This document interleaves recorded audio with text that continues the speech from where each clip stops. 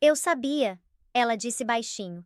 Sempre soube o que Juliano é, o que o pai dele fez ele virar. Assisti acontecer, e não disse nada porque era covarde. Por que você tá aqui agora? Clara perguntou. Por causa do bebê, Eleonora disse. A voz dela rachou. Meu neto, Juliano me ligou ontem para se gabar de como tinha vencido. Disse que ia criar a criança direito, ensinar ele a ser um Ashford de verdade. Clara sentiu náusea. Eleonora encontrou os olhos dela. Não vou deixar isso acontecer, ela disse. Aquela criança merece melhor do que Juliano teve. Melhor que o legado dessa família. Ela alcançou a bolsa e tirou uma pasta grossa. Meu marido encobriu o primeiro crime de Juliano. Eleonora continuou. Ele tinha 18 anos.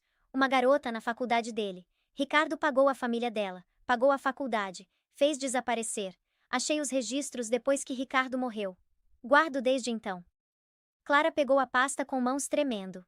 Dentro estavam documentos que faziam os crimes recentes de Juliano parecerem quase menores. Prova de agressão sexual, prova de suborno, prova de um pai ensinando o filho que dinheiro podia fazer qualquer coisa desaparecer. Por que você não veio a público antes? Clara perguntou. O rosto de Eleonora desmoronou. Porque eu tinha medo, ela disse. Porque ele é meu filho. Porque eu dizia para mim mesma que ele tinha mudado, que as mulheres estavam mentindo, que não era tão ruim quanto parecia. Ela enxugou os olhos. Mas era. Ela continuou. Era exatamente tão ruim quanto parecia. E eu deixei acontecer. Deixei ele te machucar. Machucar a Raquel. Machucar sabe Deus quantas outras. Ela olhou para Clara diretamente. Não consigo desfazer o que eu permiti, mas posso te ajudar a impedi-lo de fazer de novo. Naquela noite, a equipe se reuniu no escritório de Helena. Clara, ainda fraca do parto, mas se recusando a descansar. Natan e Caleb, exaustos, mas alertas. Raquel, quieta e determinada. Eleonora, parecendo mais velha que a idade dela, mas resoluta. E então, bem quando Helena estava prestes a começar, mais uma pessoa chegou. Laila, a enfermeira que primeiro tinha ajudado Clara, apareceu na porta. Ela não estava sozinha. Achei uma coisa, Laila disse. Ou melhor, alguém me achou. Atrás dela estava Aaron Blake, o técnico de segurança que tinha copiado a filmagem original. Ele parecia nervoso, mas determinado. Fui demitido, Aaron disse. Me acusaram de roubo e me escoltaram para fora do prédio.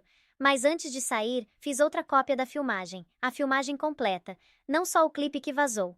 Ele levantou um pendrive. Tem mais, ele disse. 9 minutos que ninguém viu. Mostra exatamente o que aconteceu. E mostra Juliano de pé sobre o corpo de Clara, sem chamar ajuda. Helena pegou o pendrive cuidadosamente. Como a gente sabe que isso é autêntico? Ela perguntou. Porque eu estava lá, Aaron disse. Vi acontecer nos monitores naquela noite. Vi ele bater nela. E vi ele esperar. A voz dele tremeu. Minha mãe foi morta pelo meu padrasto. Ele continuou. A polícia disse que ela caiu também. Ninguém me acreditou. Ninguém investigou. Eu tinha 12 anos. E tive que enterrar minha mãe, sabendo que o assassino dela estava andando livre. Ele olhou para Clara. Não vou deixar isso acontecer de novo, ele disse. Não com você. Não com seu filho. A sala ficou em silêncio por um momento. Então Clara levantou e cruzou até Aaron. Ela pegou a mão dele. Obrigada, ela disse simplesmente. Helena reuniu a atenção da equipe. Temos o testemunho de Raquel sobre o primeiro casamento de Juliano, ela disse. Organizando as evidências. Temos os documentos de Eleonora sobre os crimes anteriores dele. Temos a filmagem completa de Aaron. E temos o próprio relato de Clara de anos de abuso. Ela olhou ao redor da sala. Amanhã a gente vai para o tribunal. E acabamos com isso.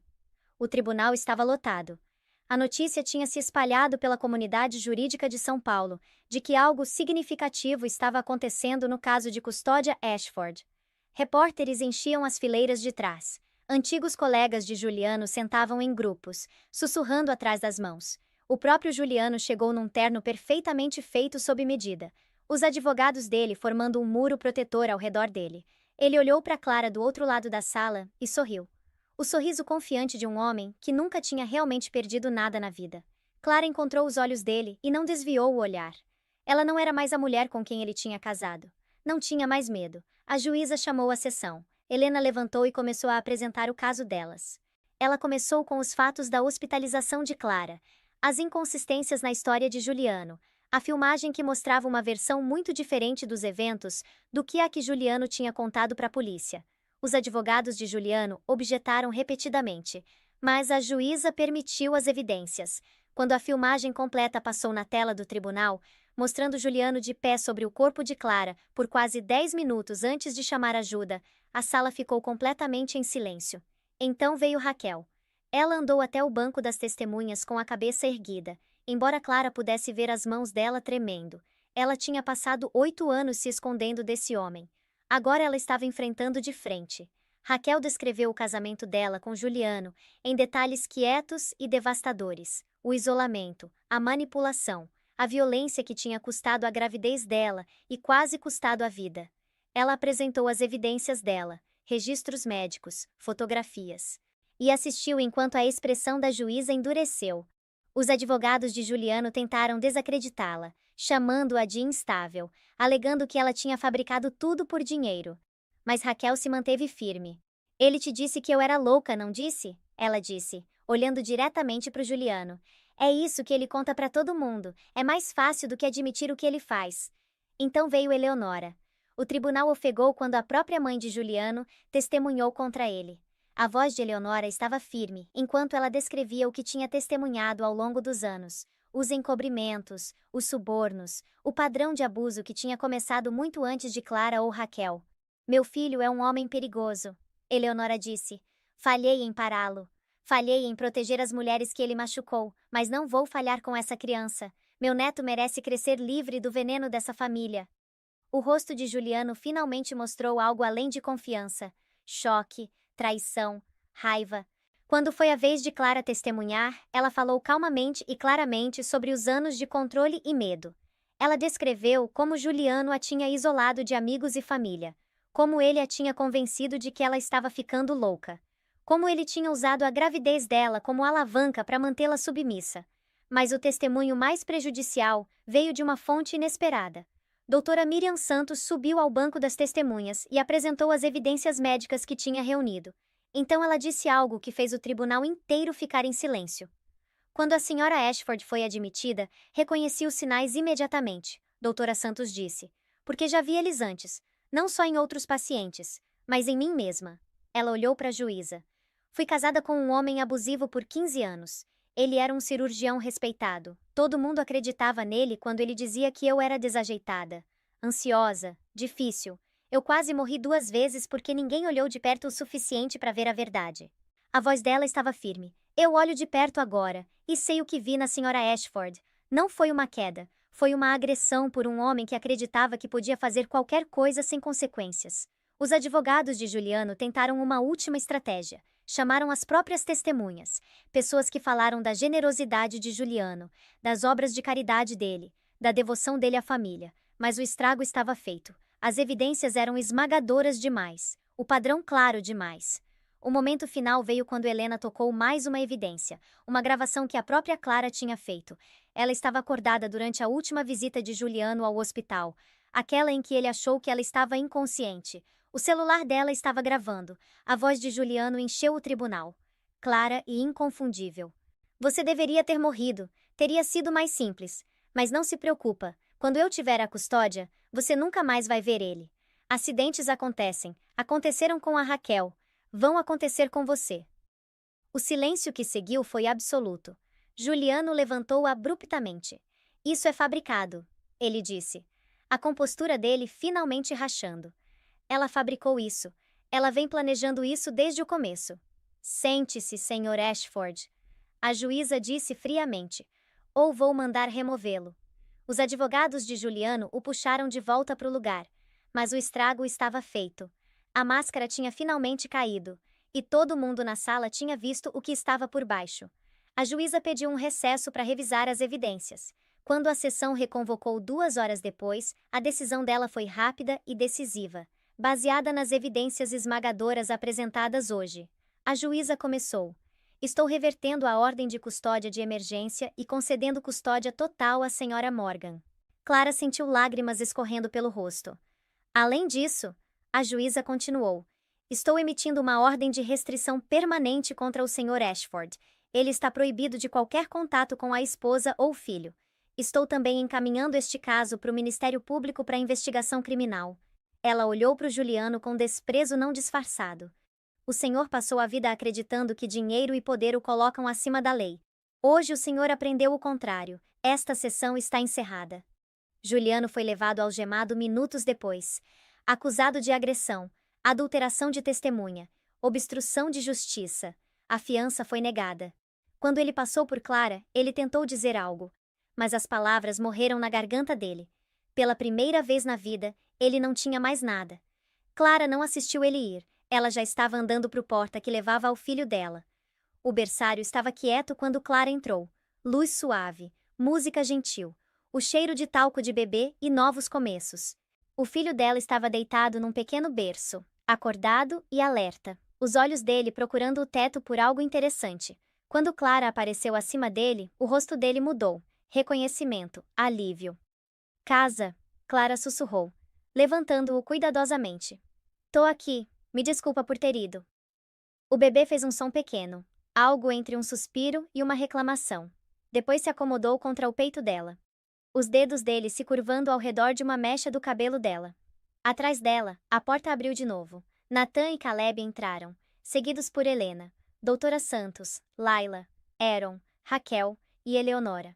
As pessoas que tinham ajudado ela a sobreviver. A família dela não por sangue, mas por escolha. Ele é lindo, Raquel disse suavemente. Parece com a mãe, Nathan adicionou. Coitadinho. Clara riu através das lágrimas. Era a primeira vez que ela ria em meses. 3 meses depois, Clara estava num tribunal diferente. Não como ré dessa vez, mas como advogada. Ela tinha se juntado ao escritório de Helena, especializando-se em casos de violência doméstica. O trabalho era difícil, as horas brutais, mas cada cliente que ela ajudava parecia uma vitória sobre tudo que ela tinha sobrevivido. O primeiro caso dela foi uma jovem mãe chamada Maria. O marido dela era um policial. Ninguém acreditava nela quando ela dizia que ele estava machucando ela. Me conta tudo, Clara disse, inclinando pela mesa. Eu acredito em você. Maria começou a chorar. Ninguém nunca me disse isso antes. Clara pegou a mão dela. Eu sei, ela disse. Sei exatamente como isso parece. Mas você não tá mais sozinha. Em casa as coisas eram diferentes também. Clara tinha se mudado para um apartamento modesto no centro, longe da avenida e das más lembranças. Os irmãos dela visitavam frequentemente. Nathan estava lutando a própria batalha de custódia agora, usando tudo que eles tinham aprendido para recuperar tempo com os filhos. Juliano estava aguardando o julgamento, os bens dele congelados. A empresa tinha removido ele. A mãe dele tinha publicamente rejeitado ele. O homem que um dia controlava tudo agora não controlava nada. Mas Clara não passava muito tempo pensando nele. Ela tinha coisas melhores para focar. O filho dela estava crescendo rápido, rindo agora, alcançando tudo que estava ao alcance. Ele tinha os olhos dela e a teimosia dela. E absolutamente nenhum interesse em dormir a noite toda. Ela o batizou de Marcos, homenagem a um filósofo que Helena tinha citado. Uma vez que você tem poder sobre sua mente, não eventos externos, perceba isso e você encontrará força. Clara entendia isso agora. A força para sobreviver nunca tinha vindo de Juliano, ou dos sistemas que protegiam ele. Tinha vindo de dentro dela mesma, das pessoas que ficaram do lado dela, da simples recusa de desistir. Uma noite, enquanto Clara colocava Marcos para dormir, a campainha tocou. Ela não estava esperando ninguém. Ela abriu a porta para encontrar uma jovem nos degraus. Início dos 20, cabelo escuro, um hematoma mal escondido debaixo de maquiagem. Ela segurava um bebê enrolado num cobertor gasto. Você é Clara Morgan? A mulher perguntou. A voz dela mal acima de um sussurro. Alguém no abrigo me disse que você ajuda pessoas como eu. Clara olhou para a estranha. Viu o medo nos olhos dela, o desespero, a pequena faísca de esperança que ela estava tentando não deixar morrer. Ela pensou em tudo que tinha sobrevivido. A cobertura, o hospital, o tribunal. O momento que tinham tirado o filho dos braços dela. O momento que ela tinha conseguido ele de volta. Ela pensou em todas as mulheres ainda presas em jaulas douradas, ainda acreditando nas mentiras que tinham contado para elas, ainda esperando alguém acreditar nelas. Entra, Clara disse, dando um passo para trás da porta. Você tá segura agora. A mulher hesitou. Depois cruzou a soleira. Clara fechou a porta atrás dela e levou ela pro sofá. Me conta tudo, Clara disse, desde o começo. Enquanto a mulher começou a falar, hesitante no começo, depois mais rápido, Clara sentiu algo se assentar no peito dela. Não paz exatamente, mas propósito. Juliano tinha querido apagá-la. Em vez disso, ele tinha criado alguém que ajudava outras mulheres a sobreviver. Cada pessoa que ela ajudava era mais uma forma dele perder. E ela planejava ajudar muita gente. Do lado de fora da janela, São Paulo brilhava na escuridão. A mesma cidade que quase tinha destruído ela, agora transformada em algo diferente. Não uma armadilha, mas um campo de batalha onde ela tinha aprendido a lutar. Clara ouviu a história da mulher, absorvendo, fazendo perguntas, já planejando os próximos passos. O bebê nos braços da visitante choramingou. E o próprio filho de Clara fez sons simpáticos do berço no quarto ao lado. 2 mães, 2 crianças, 2 novos começos. Esse não era o fim da história de Clara, nem era o começo. Era simplesmente o momento em que ela finalmente entendeu o que ela deveria fazer. E em algum lugar longe, numa cela que ele não ia deixar por anos, Juliano Ashford olhou fixamente para um teto de concreto e se perguntou como tinha perdido tudo para uma mulher que ele tinha descartado como fraca. Ele nunca ia entender. Homens como ele nunca entendem. Mas Clara entendeu. Ela tinha aprendido a verdade que homens poderosos passam a vida inteira negando. Silêncio protege a dor. Não a paz. Força não é medida pelo controle, mas pela coragem de se libertar. E toda mulher que sobrevive se torna um farol para as que ainda estão encontrando a saída da escuridão. Ela ainda não tinha terminado. Ela estava só começando. Se essa história fala com você, fica até o final. E se você conhece alguém que precisa ouvir essa mensagem hoje, compartilha com ela. Às vezes uma única história pode mudar uma vida. Dá um like, se inscreve e ativa as notificações para nunca perder conteúdo que cura, empodera e te lembra do seu valor. Esse conteúdo foi cuidadosamente pesquisado, elaborado e editado manualmente pela nossa equipe para entregar histórias significativas com valor emocional real. Cada palavra foi escolhida para inspirar, curar e te lembrar que você nunca está sozinha. Obrigada por fazer parte dessa comunidade. Porque minha mãe precisou de ajuda uma vez. Ela disse finalmente. E ninguém deu. Pausa. Agora, o que você quer que eu diga para os seus irmãos? Naquela tarde, um número desconhecido mandou mensagem para o celular de Nathan. Sua irmã está acordada. Quarto 412. Venha pela entrada de serviço depois das 8 da noite. Traga seu irmão, não conte pra ninguém. Nathan mostrou a mensagem pro Caleb no quarto de motel deles. Isso pode ser uma armadilha, Caleb disse. Nathan pegou a jaqueta. Ou pode ser nossa única chance. Eles chegaram no hospital às 8h15, entrando por uma doca de carga onde Layla esperava com 2 crachás de visitante e uma expressão que dizia que ela estava arriscando tudo. 10 minutos, ela disse. É tudo que posso dar antes da segurança trocar de turno. Quarto andar, final do corredor. Nathan parou. Por que você tá nos ajudando? Layla encontrou os olhos dele. Porque aquele homem tá mentindo, ela disse. E alguém precisa pará-lo. Clara estava sozinha quando os irmãos apareceram na porta. Por um momento ninguém se moveu. Então Nathan cruzou a sala em 3 passos e pegou a mão dela, gentil como se ela pudesse quebrar. E aí, maninha, ele disse, usando o apelido de infância que de repente fez Clara ter vontade de chorar. Caleb ficou aos pés da cama, o rosto dele pálido, os olhos dele percorreram os ferimentos visíveis dela, os hematomas nos braços, o inchaço ao longo do maxilar. O que ele fez com você? Ele perguntou. A voz dele tremendo com raiva mal controlada. Clara olhou para os dois. Os irmãos que tinham ensinado ela a andar de bicicleta, que tinham ameaçado todo o namorado que ela tinha trazido em casa, que tinham chorado no casamento dela porque estavam felizes que ela tinha encontrado amor. Ela tinha tido tanta vergonha de contar a verdade para eles, tão convencida de que deveria ter visto antes, deveria ter saído mais cedo, deveria ter sido mais esperta. Mas olhando para os rostos deles agora, ela não viu julgamento. Só amor, só fúria em nome dela. Ele não me empurrou, ela sussurrou. Ele me bateu, ele vem me machucando há anos, mas dessa vez... Ela tocou o estômago. Dessa vez eu achei que ele ia matar nós dois. O corpo inteiro de Nathan ficou tenso. Caleb puxou o celular, já pensando 3 passos à frente. Precisamos de evidências, Caleb disse. Documentação, algo que prove que isso não foi um acidente. Tem câmeras de segurança na cobertura, o edifício Aurora, Clara disse. O prédio tem filmagens de tudo. Nathan assentiu. Então a gente encontra as filmagens. Mas mesmo enquanto ele dizia, Clara sentiu a esperança esvair. Juliano já estava 10 passos na frente. Ele tinha dinheiro, advogados, conexões, uma máquina inteira construída para protegê-lo. Ele vai destruir, ela disse. Se já não destruiu, ele destrói tudo que ameaça ele. Nathan apertou a mão dela. Então a gente vai encontrar outro jeito. Foram interrompidos pela porta abrindo. Laila apareceu. O rosto dela urgente. O tempo acabou. Ela sussurrou.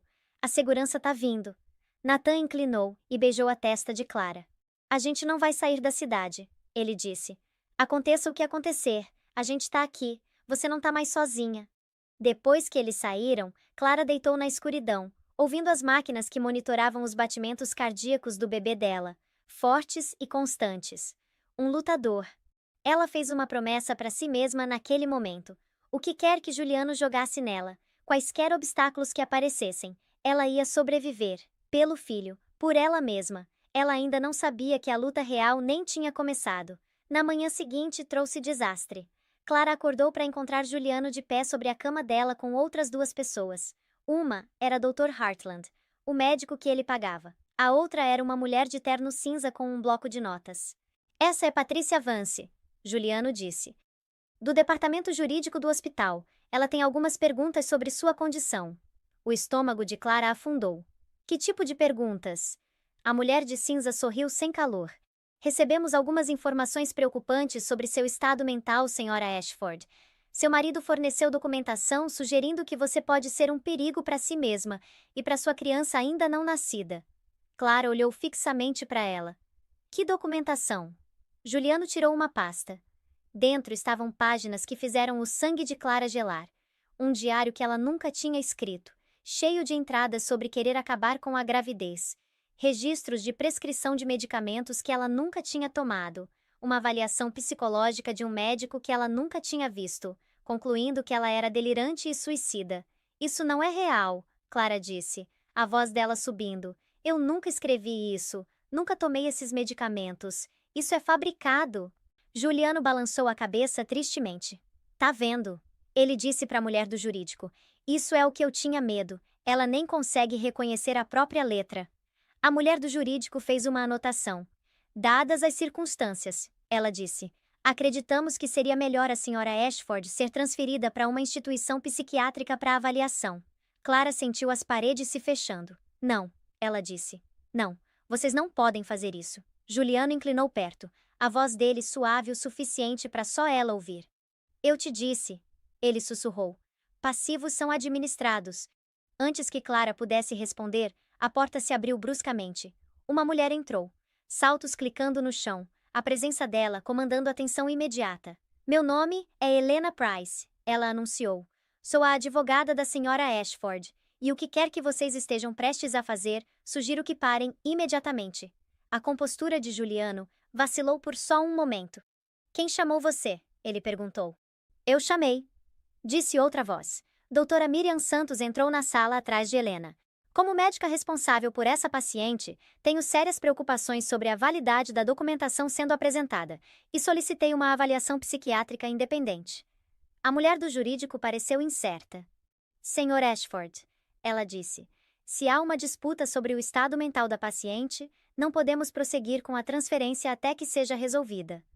A máscara de preocupação de Juliano endureceu em algo mais frio.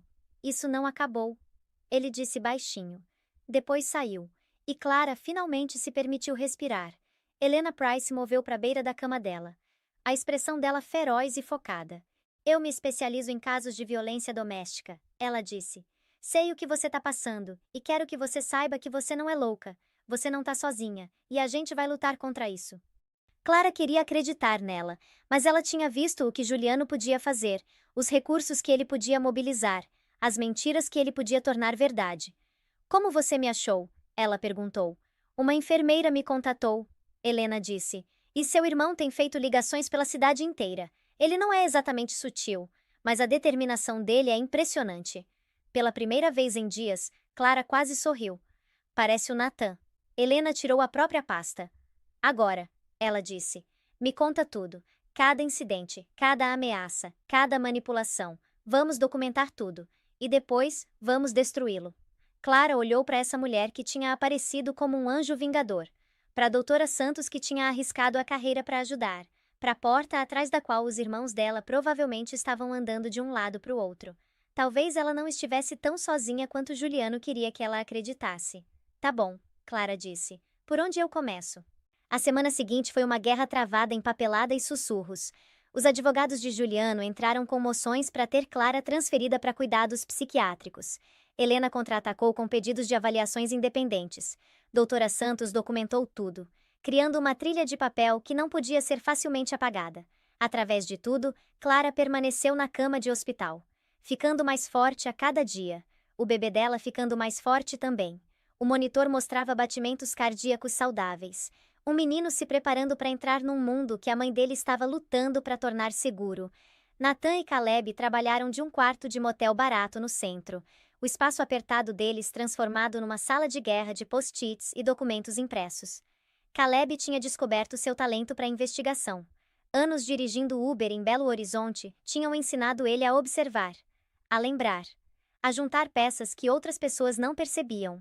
Ele passou horas online rastreando ex-funcionários da Ashford Dynamics, procurando por qualquer um que pudesse ter visto alguma coisa. Eu ouvi tipo uns 47 episódios de podcast de crime real. Ele disse pro Nathan uma noite, espalhando impressões pelas duas camas.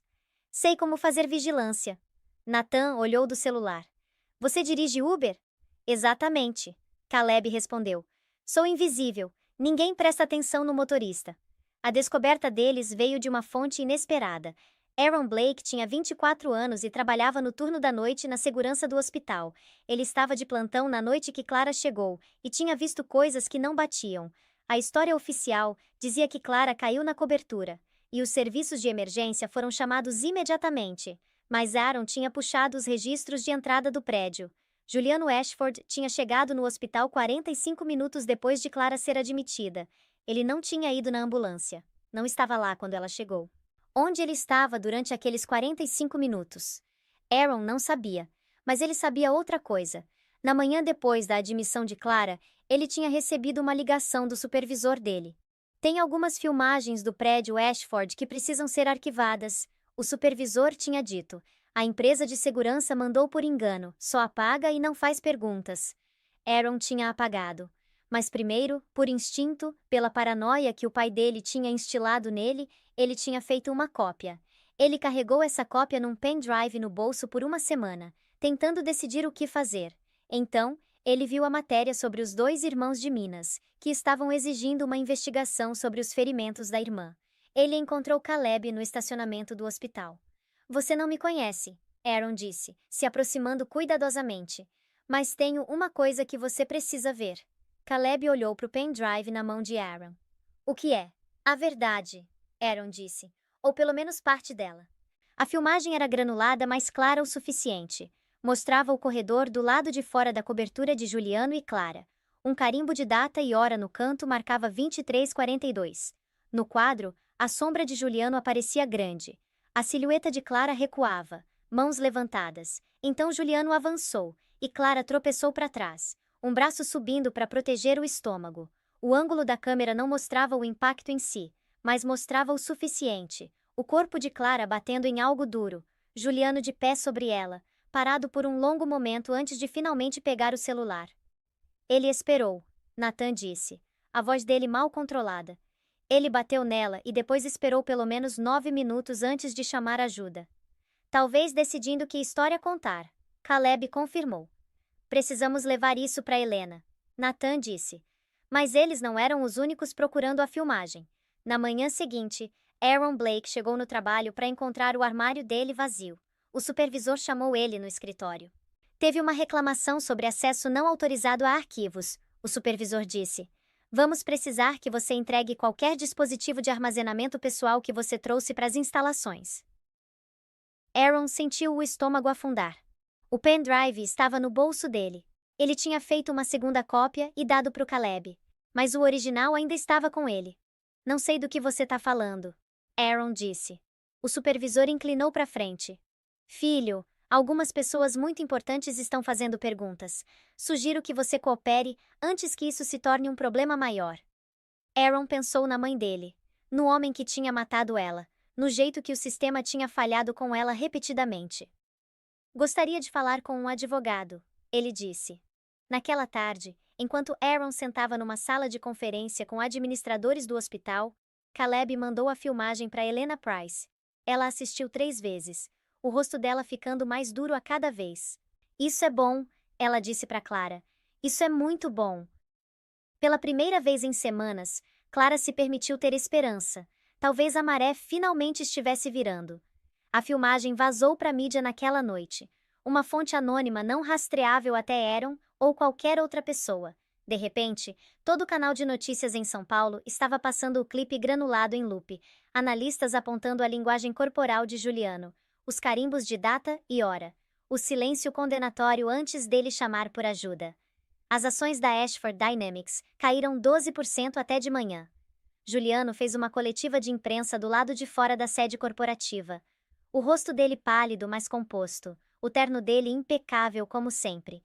Estou profundamente magoado por essas acusações. Ele disse num aglomerado de microfones. Minha esposa não está bem. Ela tem lutado com problemas de saúde mental durante todo o nosso casamento. Tenho tentado protegê-la, proteger nossa família. Mas certas pessoas estão determinadas a explorar a condição dela para a agenda própria. Um repórter gritou uma pergunta sobre a filmagem. Aquele vídeo não mostra nada além de um marido tentando ajudar a esposa depois que ela caiu. Juliano disse. A narrativa sendo empurrada é maliciosa e falsa. Estarei buscando ação legal contra qualquer um que continue a me difamar. Clara assistiu à coletiva da cama de hospital. Helena sentada ao lado dela. Ele é bom. Clara disse baixinho. Quase parece acreditável. Helena sorriu sombriamente. Pessoas como ele sempre parecem. Mas a verdade tem um jeito de alcançar. A gente só precisa continuar pressionando. A represália veio mais rápido do que qualquer um esperava. 2 dias depois da filmagem vazar, os advogados de Juliano entraram com uma moção alegando que o vídeo tinha sido obtido ilegalmente. Eles argumentaram que era inadmissível como evidência e exigiram que todas as cópias fossem entregues. O juiz concordou. Além disso, a equipe jurídica de Juliano entrou com acusações de assédio contra Clara, alegando que ela tinha orquestrado o vazamento como parte de uma campanha sistemática para destruir a reputação do marido. As manchetes viraram da noite para o dia. Esposa problemática orquestra campanha de difamação. Um jornal proclamou. Ashford alega inocência, diz que esposa precisa de ajuda. Clara olhou fixamente para o jornal que alguém tinha deixado no quarto dela, depois de tudo que ela tinha sobrevivido, tudo que ela tinha revelado. Ela era a vilã agora? Como isso é possível? Ela sussurrou. Helena sentou do outro lado dela, parecendo cansada, mas determinada. Isso é o que homens como Juliano fazem, ela disse. Eles passaram anos construindo sistemas projetados para protegê-los. Advogados, pessoal de RP, juízes que devem favores para eles. Quando a verdade ameaça eles, não lutam contra a verdade, mudam a história. Então o que a gente faz? Helena inclinou para frente. A gente encontra mais verdade, verdade que eles não conseguem enterrar. Clara pensou na confiança de Juliano, o jeito que ele sempre parecia 3 passos na frente. Então ela lembrou de algo que Vanessa tinha dito no evento meses atrás. Vanessa. Clara disse devagar. Ela sabe de tudo, todo segredo, toda mentira, todo esqueleto. Se a gente conseguisse fazer ela falar. Helena considerou isso. O que te faz pensar que ela ajudaria a gente? Clara lembrou do medo nos olhos de Vanessa às vezes. O jeito que ela se encolhia quando a voz de Juliano ficava muito afiada. Ela tem medo dele também, Clara disse. Acho que ela tá tão presa quanto eu estava. Helena assentiu devagar. Então precisamos mostrar para ela que tem uma saída. Vanessa Cole sentou sozinha no apartamento dela, olhando fixamente para uma taça de vinho que ela não tinha tocado. A televisão passava as notícias no mudo. Mais uma história sobre Juliano. Mais uma rodada de especulação. Ela tinha trabalhado para ele por 5 anos, dormido com ele por 3, amado ele, ela tinha achado. embora agora ela não tivesse certeza se entendia a palavra. O que ela entendia era medo. O jeito que a voz de Juliano baixava quando ele estava realmente com raiva. As coisas que ele tinha feito com mulheres que o cruzaram. A pasta que ele guardava no cofre do escritório. A com o nome dela, contendo um vídeo que poderia destruir tudo que ela tinha construído. O celular dela vibrou. Número desconhecido. Ela atendeu sem pensar. Alô? Senhorita Cole. Uma voz de mulher disse. Meu nome é Helena Price. Represento Clara Morgan Ashford. Acho que devíamos conversar. A mão de Vanessa apertou no celular. Não tenho nada para dizer para você. Eu entendo, Helena disse. Mas acho que você sabe do que Juliano é capaz. E acho que você sabe que eventualmente ele vai se virar contra você também. Vanessa fechou os olhos. Ele nunca faria. Sou útil demais para ele. É isso que Clara achava também.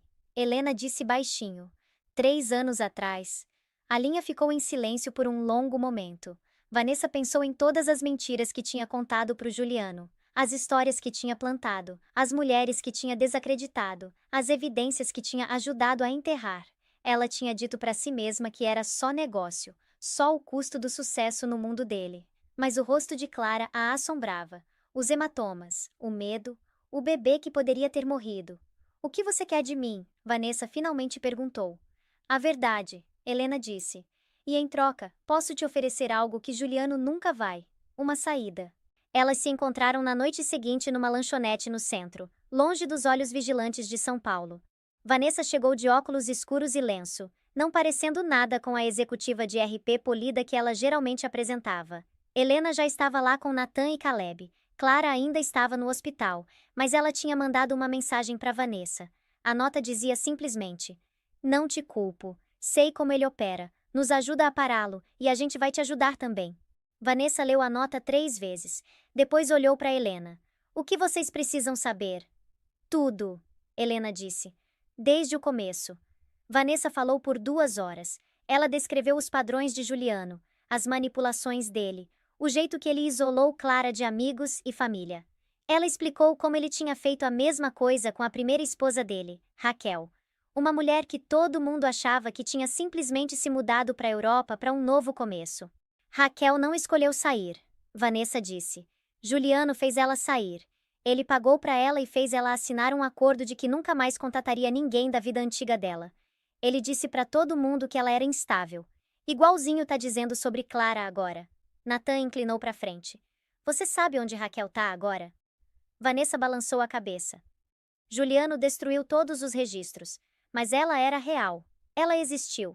Se vocês conseguissem achá-la, ela poderia testemunhar.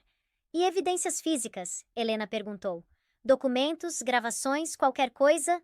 Ela estava grávida de 8 meses quando o marido bilionário espancou ela até entrar em coma. Para o médico, ele disse que ela caiu. Para a mídia, disse que ela era mentalmente instável. Para o juiz, disse que ela não tinha condições de criar o próprio filho. E por um tempo, todo mundo acreditou nele. Mas sabe o que o Juliano Ashford não esperava? Ele não esperava que ela acordasse. Não esperava que os irmãos dela atravessassem o país inteiro movidos só por raiva e lealdade. E definitivamente não esperava que as mulheres que ele tinha silenciado por anos finalmente começassem a falar. Isso aqui não é história de vítima. É história de uma mulher que perdeu tudo. A liberdade, a voz, o bebê recém-nascido. E depois incendiou o império do homem que tentou apagar ela da existência. No final dessa história, você vai assistir um CEO poderoso, sendo arrastado para fora de um tribunal algemado, destruído não por advogados ou dinheiro, mas pelas mulheres que ele subestimou. Se você já se sentiu presa, silenciada, ou fizeram você se sentir louca por alguém que deveria te amar, essa história vai te lembrar de uma verdade, que abusadores passam a vida inteira tentando esconder. Silêncio protege a dor, não a paz. E no momento que você fala, você se torna imparável. Isso é mais que entretenimento. É um espelho para toda mulher que já sofreu gaslighting, foi isolada, ou disseram que ela era emocional demais para ser acreditada. É prova de que coragem é contagiosa, que sororidade é sobrevivência, e que justiça não é dada, é conquistada. Clara Morgan estava na frente do espelho num apartamento de cobertura na Avenida Paulista. Uma mão descansando na barriga inchada, a outra agarrando a borda de uma pia de mármore para não perder o equilíbrio. 8 meses de gravidez, 32 anos, e já tão cansada que parecia que os ossos dela eram mais velhos que a cidade do lado de fora da janela. Atrás dela, São Paulo brilhava com luzes amarelas, carros em movimento, um horizonte que prometia poder para quem podia pagar. Naquela noite, o marido dela ia ficar embaixo de lustres de cristal no Hotel Fasano e falar sobre liderança, ética e valores familiares. E Clara ia sorrir do lado dele, porque esse era o trabalho dela agora. Ela mal se reconhecia mais. A mulher olhando de volta tinha olhos vazios e postura cuidadosa. Nada parecida com a estudante de direito feroz que um dia tinha argumentado diante de juízes, que tinha trabalhado em 3 empregos para se formar, que tinha acreditado que trabalho duro e inteligência podiam conquistar qualquer coisa. Essa mulher tinha morrido devagar, um compromisso de cada vez. Clara tocou o vestido azul marinho colocado na cama. Ela não tinha escolhido. Vanessa Cole, da equipe de comunicação do Juliano, tinha selecionado mais cedo naquele dia. Cores suaves. Vanessa tinha dito com aquele sorriso polido. O público gosta de mulheres suaves. Clara não tinha discutido. Raramente discutia mais. O celular dela vibrou na mesinha de cabeceira. Ela alcançou instintivamente, mas a mão do Juliano foi mais rápida.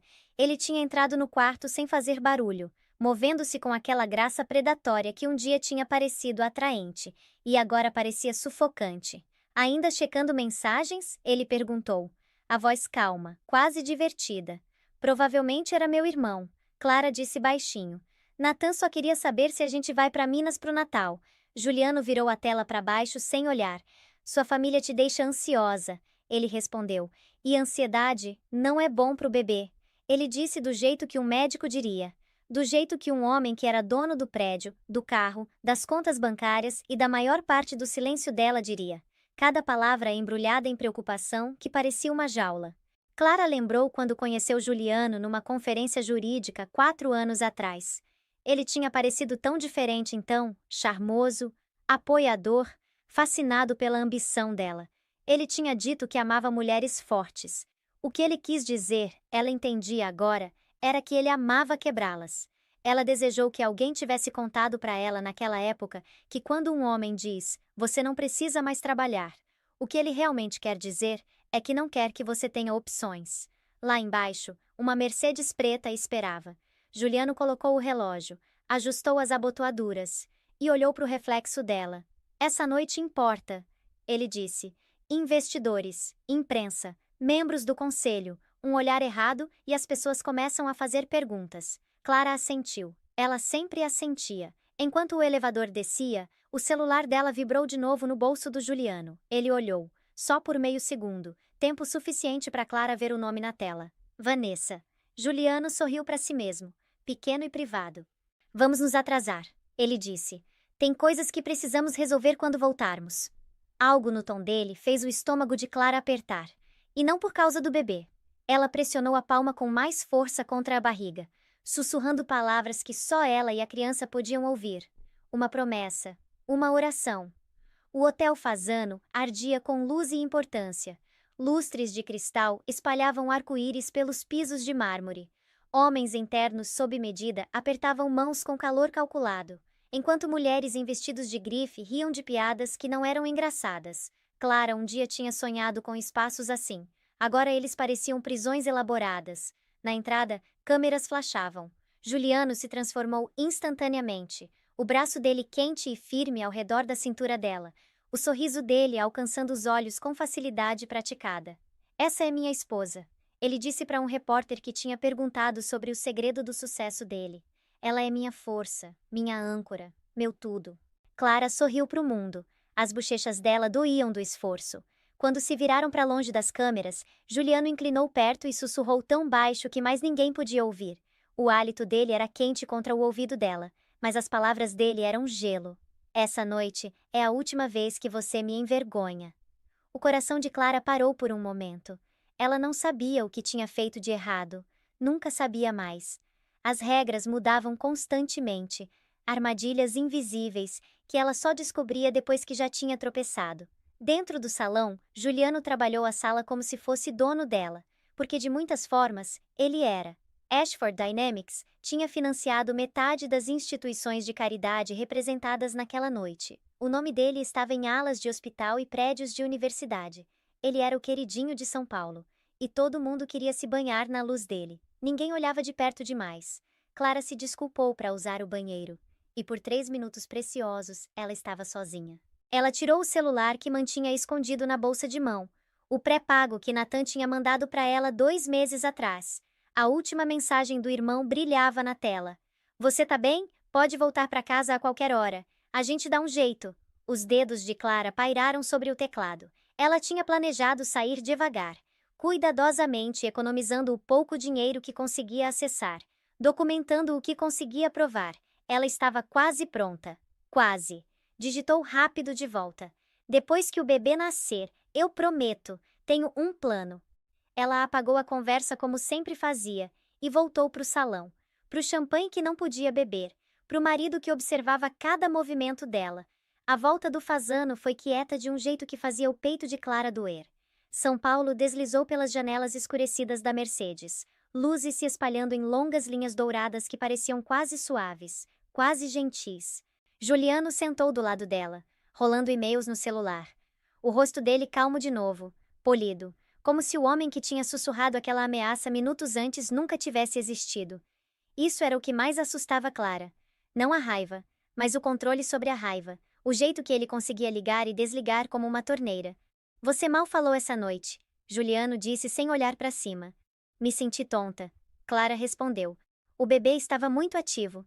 Juliano colocou o celular e olhou para ela. Realmente olhou, do jeito que um cientista examina um espécime. Dr. Hartland te liberou pro evento, ele disse. Você se preocupa demais. Dr. Hartland, o médico que Juliano pagava. O médico que nunca fazia perguntas para Clara, a menos que Juliano estivesse na sala. Ela virou o olhar para a cidade, uma mão apertando o tecido do vestido. A cobertura apareceu à frente, todo vidro e aço. Bonita e terrível.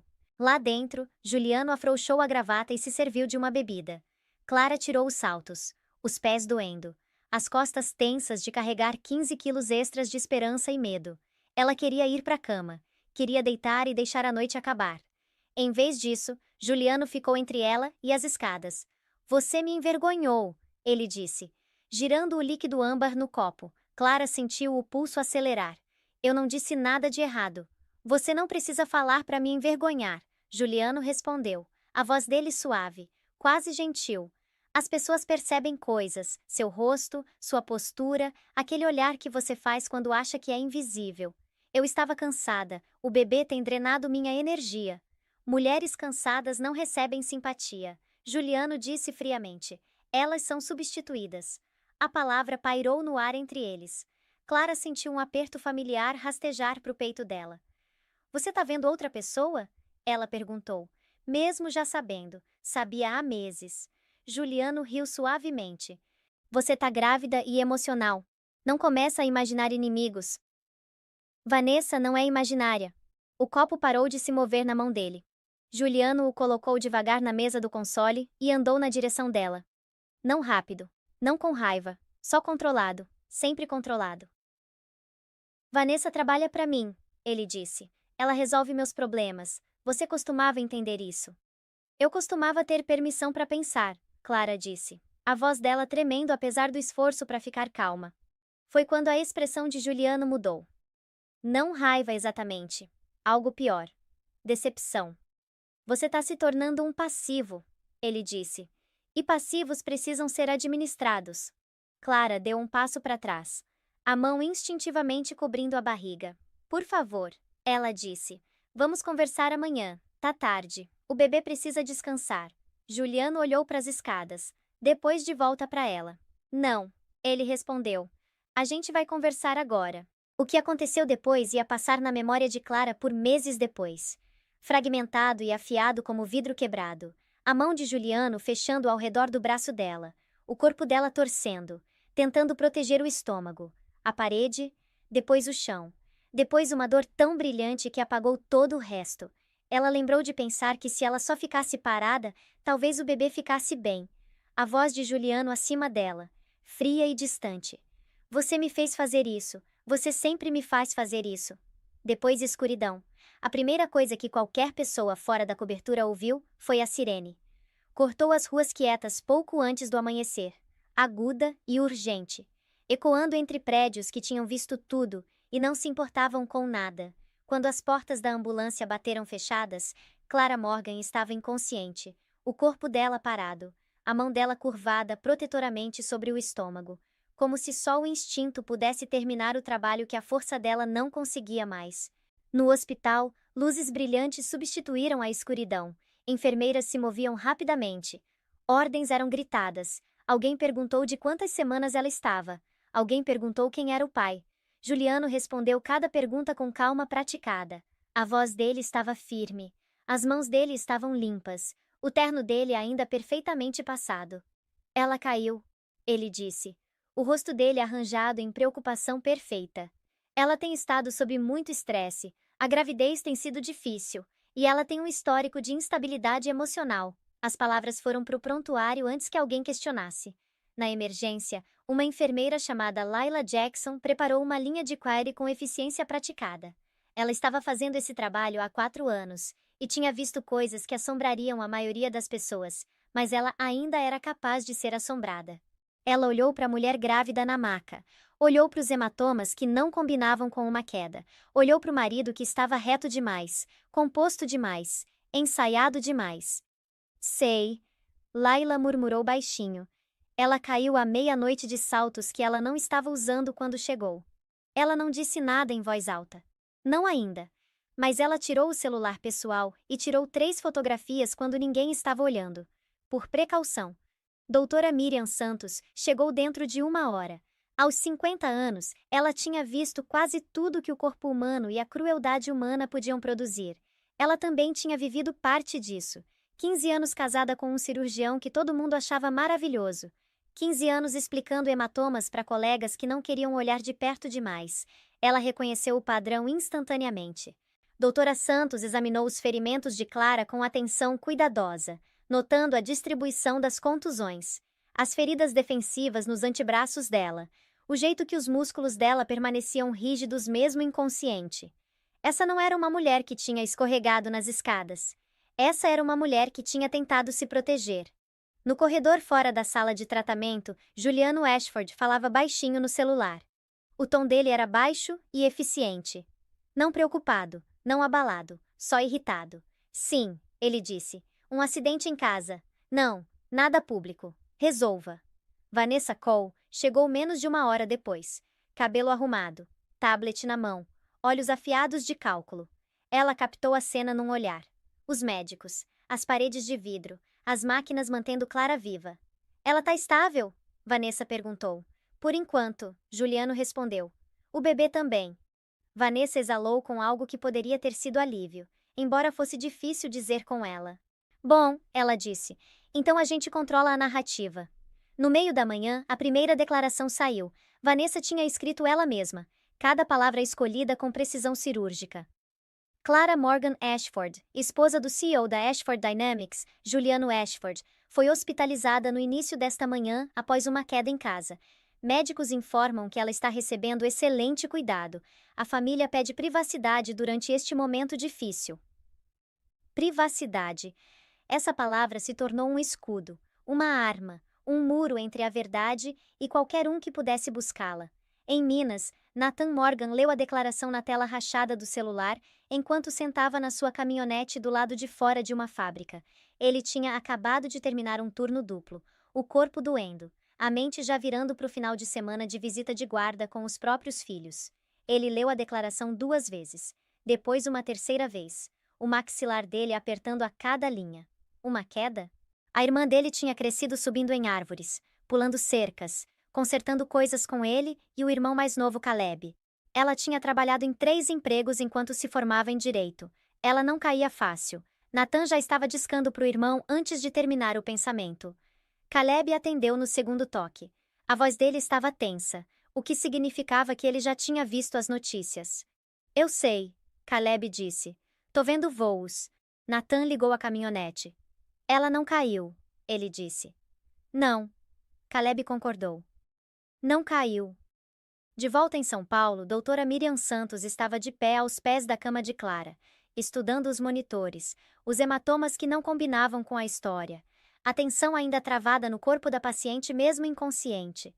Ela tinha visto acidentes, tinha visto medo. Isso era outra coisa completamente. Juliano apareceu na porta, a expressão dele arranjada em perfeita preocupação de marido. Tem algum problema, doutora? Doutora Santos encontrou os olhos dele.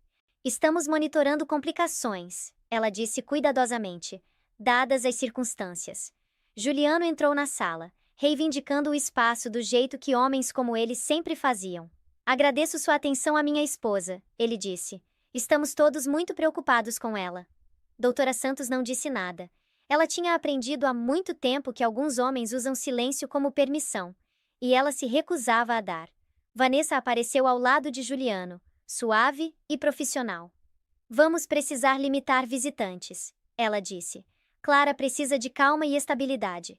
Ninguém exceto família imediata. Definida como? Doutora Santos perguntou. Vanessa sorriu, mas não chegou aos olhos. Definida pelo Sr. Ashford, é claro. Depois que eles saíram, doutora Santos puxou Laila de lado. Quero toda a documentação dessa paciente preservada, ela disse baixinho. Toda foto, toda nota, todo o resultado de exame, nada se perde. Laila assentiu. Ela entendeu. Ela estava esperando alguém dizer isso. É o que eu acho que é? Laila perguntou. Doutora Santos olhou para o quarto onde Clara estava deitada cercada de máquinas. Acho, ela disse devagar, que essa mulher vai precisar de toda a ajuda que puder conseguir. Naquela noite, enquanto São Paulo dormia e Juliano Ashford ensaiava sua próxima declaração pública, dois irmãos embarcaram num voo noturno de Minas. Não trouxeram ternos ou advogados ou comunicados à imprensa. Trouxeram determinação, amor e o tipo de lealdade que homens poderosos sempre subestimavam. Nathan olhou pela janela do avião para a escuridão abaixo. Caleb sentou do lado dele, rolando por tudo que conseguia encontrar sobre Juliano Ashford online. Esse cara é conectado, Caleb disse baixinho. Assentos em conselhos, fundações de caridade, doações políticas. Ele praticamente é dono de metade da cidade. O maxilar de Nathan apertou. Não me importo se ele é dono do país inteiro, ele disse. Aquela é nossa irmã. Caleb assentiu. Então qual é o plano? Nathan ficou em silêncio por um longo momento. Depois disse. A gente encontra a verdade e garante que todo mundo veja. Abaixo deles, as luzes das cidades passavam como estrelas espalhadas. À frente, São Paulo esperava. Brilhante e perigosa. Guardando segredos pelos quais tinha sido paga para guardar. E numa cama de hospital nos jardins, os dedos de Clara Morgan se contraíram contra os lençóis, alcançando algo, lutando por algo, mesmo na escuridão do coma. Ela ainda não tinha terminado. Clara acordou para o som de máquinas, bips constantes, o silvo do oxigênio, o murmúrio distante de vozes que ela não reconhecia. Os olhos dela abriram devagar, ajustando a luz fluorescente forte. Por um momento, ela não sabia onde estava. Então a memória voltou como uma onda, e a mão dela voou para o estômago. O bebê. Cadê o bebê? Uma enfermeira apareceu do lado dela, mãos quentes gentis nos ombros dela. Calma, calma, seu bebê tá bem, batimentos cardíacos fortes, ele é um lutador, igualzinho à mãe. Clara exalou, lágrimas deslizando pelas têmporas. Ele? Um menino? Ela ia ter um filho. Você ficou inconsciente por 3 dias, a enfermeira disse. O crachá dizia Laila. Você lembra o que aconteceu? Clara abriu a boca para falar, mas outra voz cortou. Ela caiu. Juliano estava na porta, a expressão dele arranjada em alívio perfeito. Querida, ele disse, movendo-se para a beira da cama com preocupação praticada. Graças a Deus você acordou, eu estava tão preocupado. Ele pegou a mão dela, e Clara sentiu o corpo inteiro ficar rígido ao toque dele. O gesto que um dia tinha parecido familiar, agora parecia uma marca. Ela olhou para cima para ele e viu claramente. A performance. O cálculo por trás dos olhos. Leila deu um passo para trás, mas não saiu. Ela ficou perto da porta, observando. Você precisa descansar. O médico de Juliano continuou, apertando a mão dela só um pouco forte demais. Nada de estresse, nada de visitantes, nada que possa perturbar você ou o bebê. Clara entendeu a ameaça por baixo das palavras. Meus irmãos, ela sussurrou. Eles ligaram? O sorriso de Juliano vacilou. Sua família foi notificada, ele disse. Mas a gente sabe como eles são exagerados. Dr. Hartland concorda que o que você precisa agora é paz e tranquilidade. Clara queria gritar. Queria contar para Laila. Para os médicos, para qualquer um que quisesse ouvir o que realmente tinha acontecido. Mas a mão de Juliano na dela era um lembrete do que ele era capaz, e o medo travou as palavras na garganta dela. Depois que Juliano saiu para fazer ligações, Laila voltou com um copo de gelo picado. Você tem irmãos? Ela perguntou, mantendo a voz casual. Clara assentiu levemente. 2. Natan e Caleb. Eles moram em Minas. Laila olhou para a porta. Depois inclinou mais perto. Se você quisesse que alguém levasse uma mensagem para eles, ela disse baixinho. Conheço pessoas que poderiam ajudar. Os olhos de Clara encheram de lágrimas. Ela mal conhecia essa mulher, mas reconheceu algo no rosto dela. Compreensão. Crença. Por quê? Clara sussurrou. Por que você me ajudaria? Leila ficou quieta por um momento. Vanessa hesitou. Tenho e-mails. Ela disse devagar. Mensagens de texto, memorandos de voz de reuniões onde Juliano disse coisas que não deveria. Os olhos de Helena afiaram. Onde eles estão? Num HD no meu apartamento. Guardei como seguro. Sempre soube que poderia precisar um dia. Você consegue trazer pra gente? Vanessa olhou pro vinho de novo, ainda intocado. Se Juliano descobrir que tô falando com vocês, ela disse. Ele vai me destruir. Não só minha carreira, minha vida. Ele já fez isso antes. Caleb falou pela primeira vez. A gente pode te proteger, ele disse. Tirar você da cidade, te instalar em algum lugar seguro. Vanessa riu amargamente. Vocês não entendem o quão poderoso ele é. Ele tem conexões em todo lugar, polícia, juízes, políticos. Ele consegue alcançar qualquer um. Helena estendeu a mão pela mesa e tocou a mão de Vanessa. A gente entende, ela disse. A gente entende exatamente o quão poderoso ele é, mas a gente tem algo que ele não tem. O que é isso? Um ao outro, Helena disse. Você não tá mais sozinha nisso. Vanessa olhou fixamente para ela por um longo momento. Algo mudou no rosto dela. Talvez exaustão, talvez esperança, talvez só o simples alívio de finalmente contar a verdade. Tá bom, ela disse baixinho. Vou pegar o que eu tenho, mas se isso der errado, se ele descobrir, eu tô morta. 3 dias depois, Vanessa entregou um HD contendo 3 anos de evidências incriminadoras. E-mails onde Juliano discutia comprar testemunhas, mensagens de texto ameaçando funcionários, uma gravação de uma ligação telefônica onde ele ria sobre como era fácil fazer problemas desaparecerem. Isso é suficiente para enterrar ele, Helena disse, revisando os arquivos. Com a filmagem, com o testemunho de Clara, com tudo isso, ele tá acabado. Clara se permitiu acreditar, finalmente. Depois de meses de terror, o fim estava à vista. A coletiva de imprensa foi marcada para segunda-feira de manhã. Vanessa apareceria ao lado de Clara, apresentando as evidências para o mundo. Helena tinha arranjado segurança, preparado declarações, coordenado com jornalistas em quem confiava. Domingo à noite, Clara dormiu em paz pela primeira vez em meses. O bebê dela chutou forte e insistente, como se ele também pudesse sentir que a liberdade estava chegando. Ela acordou às 3 da manhã com a ligação de Helena. Aconteceu uma coisa, Helena disse. A voz dela era estranha. Oca. Você precisa ligar a TV. Clara alcançou o controle com mãos tremendo. A tela piscou. Notícias de última hora. A âncora disse. Vanessa Cole, diretora de Relações Públicas da Ashford Dynamics, foi encontrada morta no apartamento dela esta noite. A polícia está investigando, mas relatórios preliminares sugerem suicídio. A sala girou ao redor de Clara. Não, ela sussurrou. Não, não, não. O relatório continuou. Um bilhete foi encontrado na cena. Segundo fontes, culpava Clara Morgan Ashford por destruir a vida da senhorita Cole e manipulá-la em falsas acusações contra o empregador dela. Clara olhou fixamente para a tela.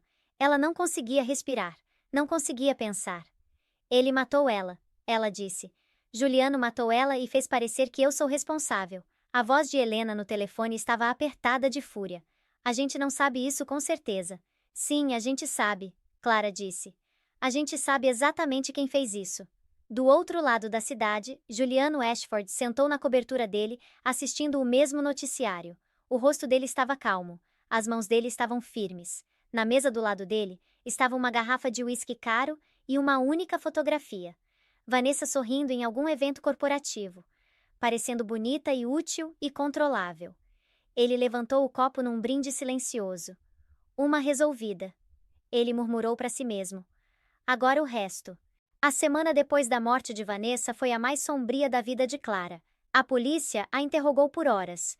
Os advogados de Juliano exigiram que ela fosse acusada como cúmplice. A mídia, que tinha brevemente se tornado simpática, agora a tratava como suspeita. CEO de luto teme por segurança. A manchete gritava. Esposa problemática levou denunciante ao suicídio? Clara queria lutar, queria gritar a verdade de cada telhado em São Paulo. Mas as evidências que Vanessa tinha prometido tinham sumido. O HD estava no apartamento dela, e agora o apartamento dela era uma cena de crime, controlada por investigadores que pareciam mais interessados em construir um caso contra Clara do que encontrar a verdade. Nathan se recusou a desistir. Ele passou cada momento acordado procurando por algo, qualquer coisa que pudesse ajudar. Esse foi o primeiro erro dele. Juliano estava observando os irmãos desde que chegaram em São Paulo. Ele conhecia as rotinas deles, as fraquezas deles, os pontos de ruptura deles. O temperamento de Nathan era lendário na cidade natal deles em Minas. Um fato útil que o pessoal de Juliano tinha descoberto em dias. Aconteceu do lado de fora do tribunal depois de mais uma audiência que não deu em nada. Um homem esbarrou em Nathan nas escadas, forte o suficiente para derramar café na camisa dele. Olha por onde anda. O homem rosnou, chegando na cara de Nathan. Qual é o seu problema? Nathan tentou ir embora. Ele realmente tentou, mas o homem seguiu, empurrando, provocando, dizendo coisas sobre Clara que nenhum irmão conseguiria ignorar. O soco foi capturado em 3 celulares diferentes. O punho de Nathan conectando com o maxilar do homem. O homem caindo dramaticamente, agarrando o rosto. Dentro de 1 hora, Nathan estava algemado. A acusação foi agressão. A fiança foi fixada em R$ 50 mil. Mais do que Nathan já tinha visto na vida. Caleb o visitou na detenção, o rosto dele cinza de exaustão. Isso foi armação, ele disse. Aquele cara te provocou de propósito. Nathan olhou fixamente para o chão de concreto. Eu sei, ele disse, e eu caí. De longe, o advogado de Juliano mandou uma declaração para a imprensa. Esse ataque violento prova o que estamos dizendo o tempo todo. A família Morgan é instável e perigosa. Desejamos uma rápida recuperação à vítima. Clara recebeu a notícia no quarto de hospital. Helena deu da forma mais gentil possível. Mas não tinha jeito gentil de dizer que o irmão dela estava na cadeia, e o último aliado dela, fora do sistema legal, tinha sido neutralizado. A gente pode pagar a fiança, Helena disse. Mas vai levar tempo, e tira ele do jogo exatamente no pior momento. Clara assentiu entorpecida. Ela se sentiu como se estivesse afogando.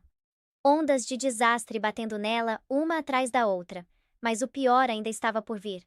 O estresse da semana passada tinha cobrado seu preço no corpo de Clara. Ela não estava dormindo. Mal estava comendo. Os monitores ao lado da cama dela vinham mostrando sinais de alerta que a equipe médica estava tentando resolver.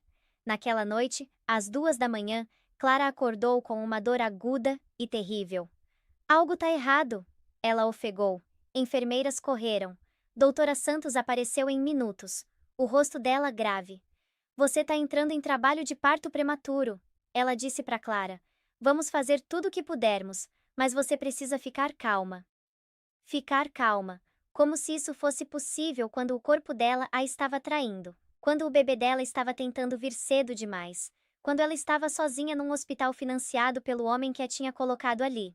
O parto levou 4 horas. Clara gritou e empurrou e rezou para qualquer poder que pudesse estar ouvindo. Por favor, ela sussurrou entre as contrações. Por favor, deixe ele ficar bem. E então, bem quando o amanhecer estava rompendo sobre São Paulo, um choro encheu a sala. Pequeno, mas forte, furioso por ser empurrado para o mundo antes de estar pronto. Um menino, a enfermeira disse, colocando a forma minúscula no peito de Clara. Um lindo menininho. Clara olhou para o filho através das lágrimas. Ele era tão pequeno, mal 2,5 quilos, mas os olhos dele estavam abertos e procurando. Os dedos dele se curvaram ao redor do polegar dela. Oi, ela sussurrou. Sou sua mãe. Desculpa, eu tentei te manter seguro. O bebê piscou para ela, e Clara sentiu algo mudar no peito dela. Amor, feroz e absoluto. O que quer que acontecesse depois, ela ia proteger essa criança com tudo que tinha. Por um breve momento, ela se permitiu sentir esperança. Então a porta abriu. E o momento quebrou. Um administrador do hospital entrou. flanqueado por 2 seguranças e uma mulher que Clara reconheceu da equipe jurídica de Juliano. Senhora Ashford, o administrador disse, a voz dele cuidadosamente neutra. Por ordem do Tribunal de Família, sua criança deve ser colocada em custódia protetiva temporária, pendendo resolução dos processos em andamento. Os braços de Clara apertaram ao redor do filho. Não, ela disse. Vocês não podem levá-lo. Receio que isso não seja opcional. O administrador respondeu. Seu marido recebeu custódia de emergência baseada em preocupações sobre sua aptidão mental. A criança será colocada com um guardião aprovado pelo tribunal até a audiência de custódia. Clara olhou para a doutora Santos, para Helena, para qualquer um que pudesse ajudar, mas estavam todos congelados, impotentes contra a máquina legal que Juliano tinha colocado em movimento. Isso não é certo, doutora Santos disse. Ela acabou de dar à luz. Vocês não podem separá-los agora. O administrador pareceu desconfortável, mas não vacilou. Sinto muito, ele disse. Não temos escolha. Os seguranças avançaram. Clara tentou lutar, tentou segurar, mas o corpo dela estava exausto de horas de trabalho de parto. A mulher do jurídico gentilmente, firmemente tirou o bebê dos braços dela. Não! Clara gritou. Por favor, ele é meu filho. Vocês não podem fazer isso. Mas eles podiam, e fizeram. A última coisa que Clara viu antes de a sedarem foi o rosto do filho desaparecendo pela porta. Os olhos dele ainda estavam abertos, ainda procurando por ela. Ela gritou até as drogas a puxarem para baixo. E na escuridão, ela fez um juramento. Ela ia recuperá-lo. Não importava o que custasse. Não importava quem ela tivesse que destruir. Isso não tinha acabado. Clara acordou sozinha num quarto vazio, sem bebê, sem monitores mostrando os batimentos cardíacos dele. Só silêncio e a dor no corpo dela e o espaço vazio onde o filho dela deveria estar. Por muito tempo ela não se mexeu. Ela olhou fixamente para o teto e sentiu o peso de tudo pressionando sobre ela. Vanessa morta. Nathan na cadeia. O bebê dela levado. Todo aliado destruído. Todo o caminho bloqueado. Juliano tinha vencido. Ele tinha finalmente vencido completamente. O pensamento se instalou no peito dela como veneno. Ela fechou os olhos e se deixou senti-lo. O desespero, a raiva, a injustiça esmagadora de tudo. Mas embaixo daquela escuridão, outra coisa se mexeu. Uma voz pequena, teimosa e feroz. Levanta! Clara abriu os olhos. Ela tinha passado 4 anos sendo quieta, sendo boa, sendo a esposa que Juliano queria que ela fosse.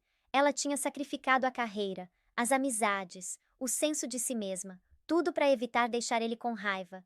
E onde isso tinha levado ela? Uma cama de hospital, um berçário vazio e um marido que achava que finalmente a tinha silenciado. Chega!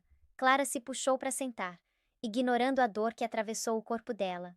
Ela alcançou o celular.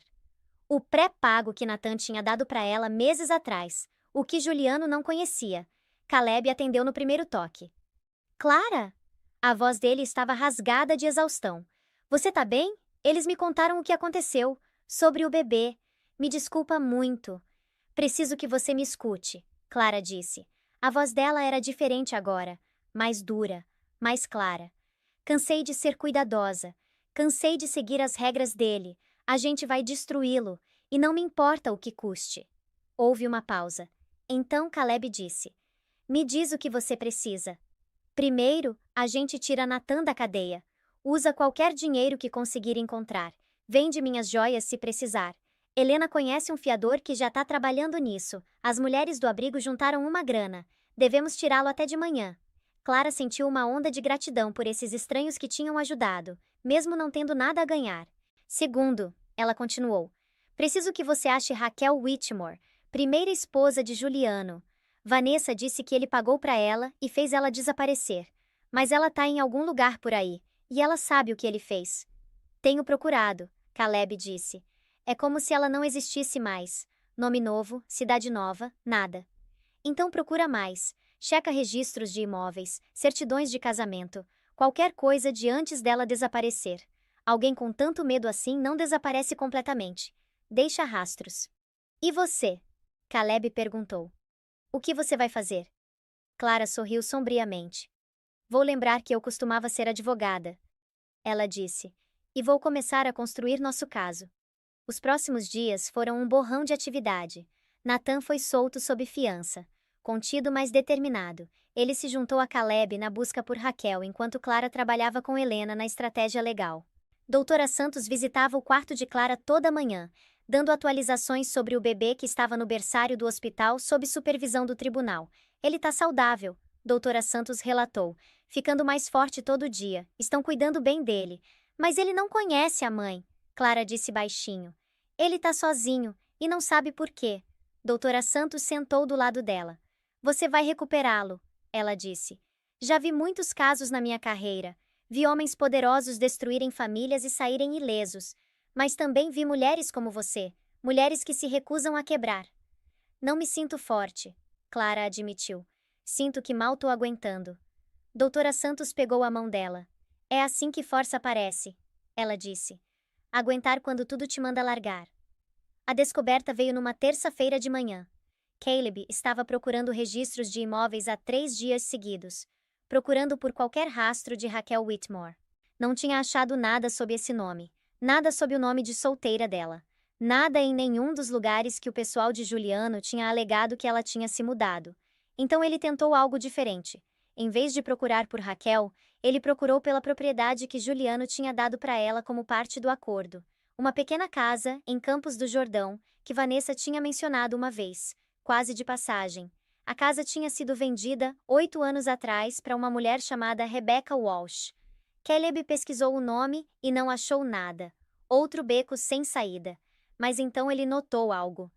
A casa tinha sido vendida de novo 2 anos depois para um comprador diferente, e esse comprador tinha listado um endereço de encaminhamento em Santa Catarina. Levou mais um dia para seguir a trilha. Mas eventualmente, Caleb a encontrou. Não Raquel Whitmore ou Rebecca Walsh, mas Raquel Bennett, vivendo numa pequena cidade litorânea sob o nome que ela tinha usado antes do primeiro casamento. Ela estava se escondendo há 8 anos, fugindo do mesmo homem que agora estava tentando destruir Clara. Nathan dirigiu para Santa Catarina sozinho. Não ligou antes. Tinha medo de que se Raquel soubesse que alguém estava vindo, ela desapareceria de novo. A casa era modesta, bem cuidada, cercada de árvores. Nathan estacionou no final da entrada e subiu devagar, dando tempo para ela vê-lo chegando. Uma mulher apareceu na porta, início dos 40, cabelo loiro, olhos cansados que arregalaram de medo quando ela o viu. Não tô aqui para te machucar, Nathan disse rápido, levantando as mãos. Meu nome é Nathan Morgan, minha irmã é Clara, ela é casada com Juliano Ashford. O medo nos olhos de Raquel mudou para outra coisa. Reconhecimento, compreensão. Ele me achou. Ela sussurrou. Não, Nathan disse. Ele não sabe que eu tô aqui, mas minha irmã precisa da sua ajuda. Ele pegou o bebê dela, destruiu a vida dela, e você é a única que pode pará-lo. Raquel ficou congelada por um longo momento. Atrás dela, Nathan conseguia ver uma sala cheia de livros. Um gato dormindo no parapeito da janela. A vida tranquila que ela tinha construído depois de escapar do mundo de Juliano. Ele quase me matou, Raquel disse finalmente. Você sabia disso? Eu estava grávida quando casei com ele, perdi o bebê por causa do que ele fez, e depois ele disse para todo mundo que eu era louca, igualzinho tá dizendo sobre Clara. Nathan assentiu. Eu sei, ele disse. E sei que você tá com medo, mas essa é sua chance de finalmente contar a verdade. Os olhos de Raquel encheram de lágrimas. Você não entende, ela disse. Passei 8 anos tentando esquecer. Construí uma vida nova. Não consigo voltar a ser aquela mulher. Nathan pensou em Clara, no bebê pelo qual ela estava lutando, em todas as mulheres que Juliano tinha destruído. Ele disse algo que surpreendeu até ele mesmo. Você não tá voltando, ele disse baixinho. Tá indo pra frente. Você vai entrar naquele tribunal e mostrar pra todo mundo quem ele realmente é, e depois vai sair e nunca mais pensar nele. Raquel olhou fixamente para ele por muito tempo. Então ela deu um passo para trás da porta. Entra, ela disse. Tenho coisas para te mostrar. As evidências de Raquel eram devastadoras. Registros médicos do aborto espontâneo dela, mostrando ferimentos inconsistentes com a queda que Juliano tinha alegado. E-mails de Juliano a ameaçando se ela não assinasse o acordo dele. Fotografias de hematomas que ela tinha tirado em segredo. Datas e horários escritos no verso. Ela tinha guardado tudo por 8 anos, escondido num cofre de banco que Juliano não conhecia. Ela chamava de proteção caso ele viesse atrás dela. Sempre soube que esse dia ia chegar. Raquel disse enquanto Natan revisava os documentos. Só esperava que não fosse eu que tivesse que enfrentá-lo. Não vai ser só você, Natan prometeu. Minha irmã vai estar lá, a advogada dela, todo mundo que Juliano já machucou. Raquel assentiu devagar. Então vamos acabar com isso. De volta em São Paulo, Clara estava se preparando para a própria batalha. Helena tinha encontrado uma juíza simpática disposta a ouvir uma moção de emergência. Se elas conseguissem apresentar evidência suficiente do histórico de abuso de Juliano, poderiam conseguir reverter a ordem de custódia e devolver o bebê de Clara. Mas elas precisavam de mais que o testemunho de Raquel. Precisavam de algo que provasse os crimes atuais de Juliano, não só os passados. Foi quando a aliada inesperada apareceu. Eleonora Ashford chegou no quarto de hospital de Clara sem avisar, vestindo um vestido preto e uma expressão que sugeria que ela não tinha dormido em dias. Clara olhou fixamente para a sogra em choque. Elas mal tinham conversado durante o casamento dela com Juliano. Eleonora era uma presença distante nos feriados, uma assinatura em cartões de aniversário, uma mulher que parecia existir num mundo separado da crueldade do filho. Sei o que você deve pensar de mim, Eleonora disse, sentando sem ser convidada. Você provavelmente acredita que eu não sabia, que eu fiz vista grossa como todo mundo. Clara não disse nada. Eleonora olhou para as mãos.